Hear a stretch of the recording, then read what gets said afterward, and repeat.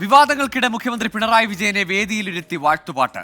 Thiruvananthapuram central സ്റ്റേഡിയത്തിൽ secretariat employees association പരിപാടിയിൽ ഗാനത്തിന്റെ അകമ്പടിയിലാണ് വേദിയിലേക്ക് പിണറായി വിജയൻ എത്തിയതും മടങ്ങിയതും. വിമർശനങ്ങൾക്ക് ചെവി കൊടുക്കുന്നില്ലെന്ന് കാവലാൾ ഗാനത്തിന്റെ രചയിതാവ് പൂവത്തൂർ ചിത്രസേനൻ 24-നോട് പറഞ്ഞു. മുഖ്യമന്ത്രിയുടെ സാന്നിധ്യത്തിൽ വാഴ്ത്തുപാട്ട് പാടില്ല. സ്തുതിഗീതം വിവാദമായതിനു പിന്നാലെ സെക്രട്ടേറിയറ്റ് എംപ്ലോയീസ് അസോസിയേഷന്റെ തീരുമാനം ഇതായിരുന്നു.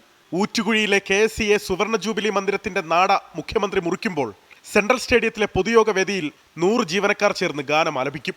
അവിടെ നാടമുറി, ഇവിടെ വാഴ്ത്തുപാട്ട്. എന്നാൽ നടന്നത് മറ്റൊന്ന്. മുഖ്യമന്ത്രി പൊതുസമ്മേളന വേദിയിലേക്ക് എത്തിയതു തന്നെ സ്തുതിഗീതത്തിന്റെ അകമ്പടിയിൽ.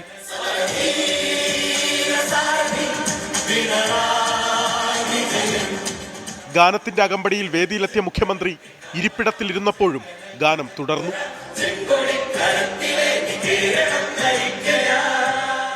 ഉദ്ഘാടന പ്രസംഗത്തിൽ വാഴ്ത്തുപാട്ടിനെ കുറിച്ച് മുഖ്യമന്ത്രി പ്രതികരിച്ചില്ല. വേദിയിൽ നിന്ന് മുഖ്യമന്ത്രി മടങ്ങുമ്പോഴും പശ്ചാത്തലത്തിൽ സ്തുതിഗീതം മുഴങ്ങി.